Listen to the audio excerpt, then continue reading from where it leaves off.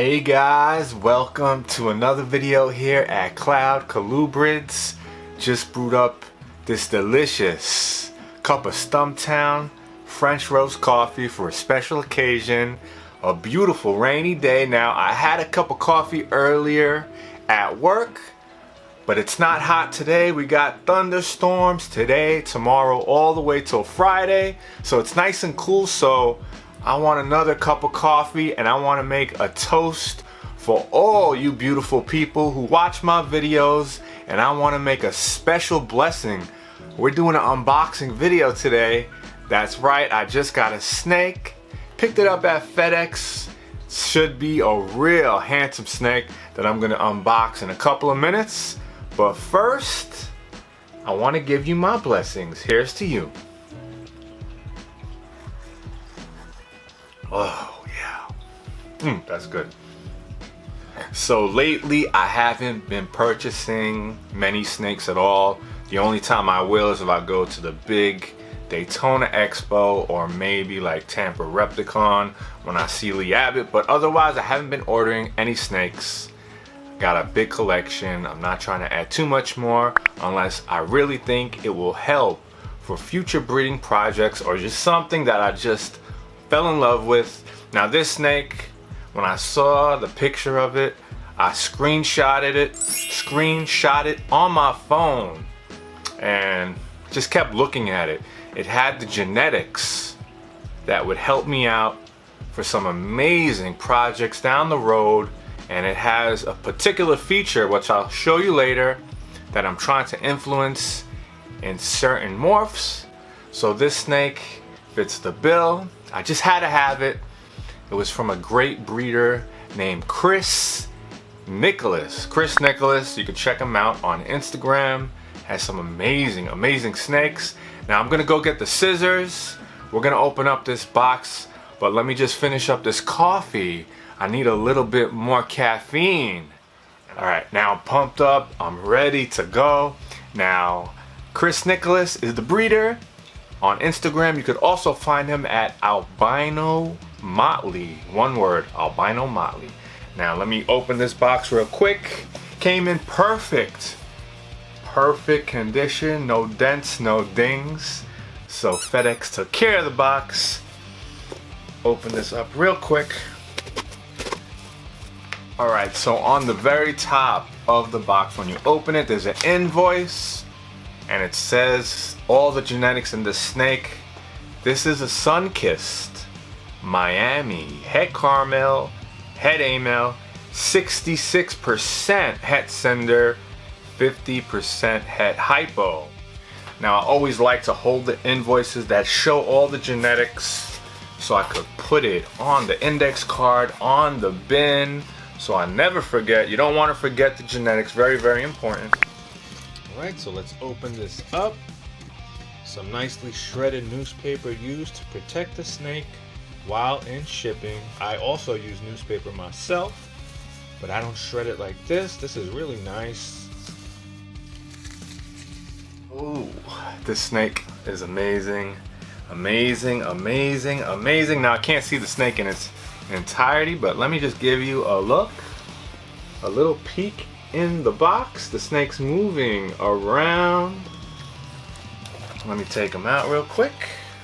Now, before I ever disregard the boxes, I always take everything out. Even after I took the snake out, I look around. You never know, maybe when he was packing this snake, he had a snake that escaped, that jumped in the box. Just make sure that there's nothing in the box. So this is good. So now I just got to take this blue tape off the top of the deli cup, which is just there for protection, just in case the lid pops open. That won't happen when you put tape. All right, and I could already tell that this snake looks better in person than even the pictures, which looked amazing. Take this lid off. Now he's on the go, he's moving around, he's a little one, so I gotta be very careful.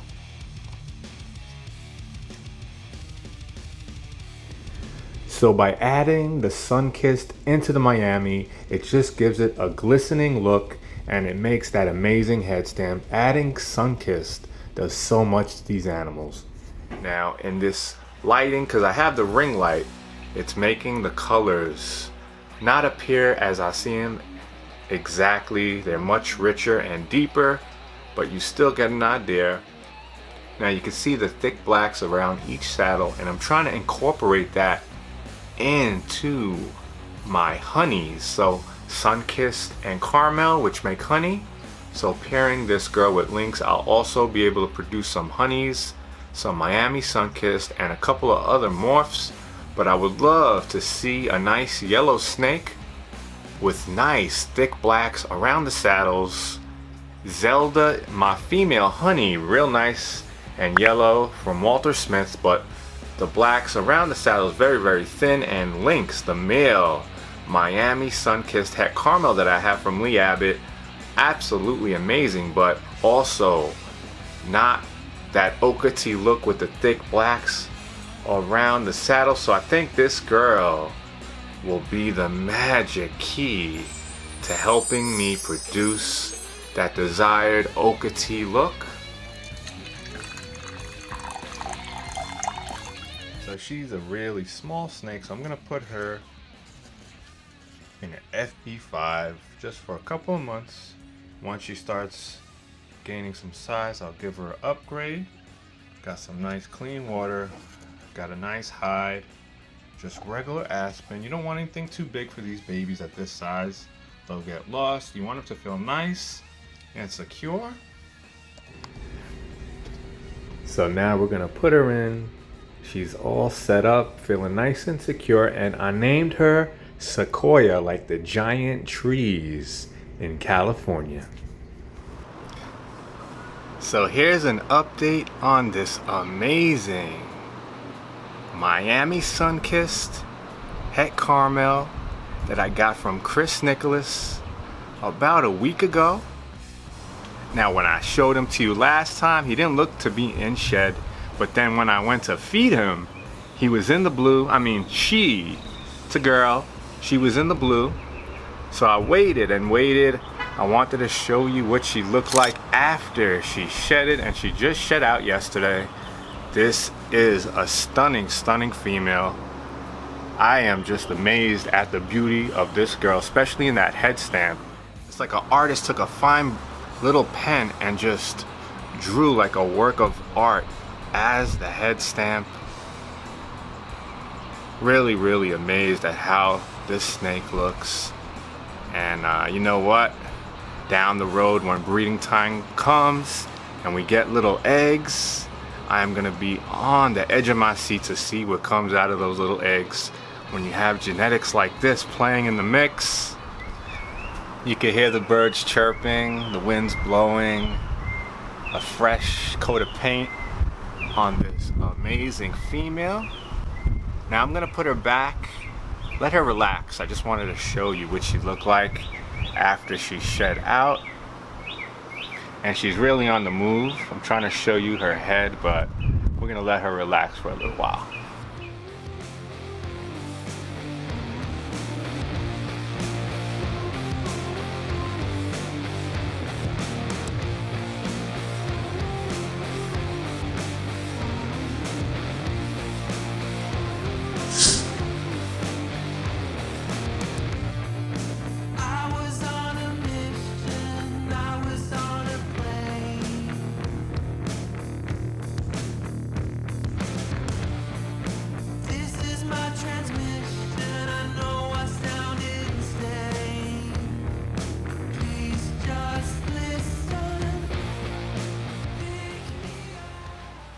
Alright, so Sequoia's relaxing in her new little setup.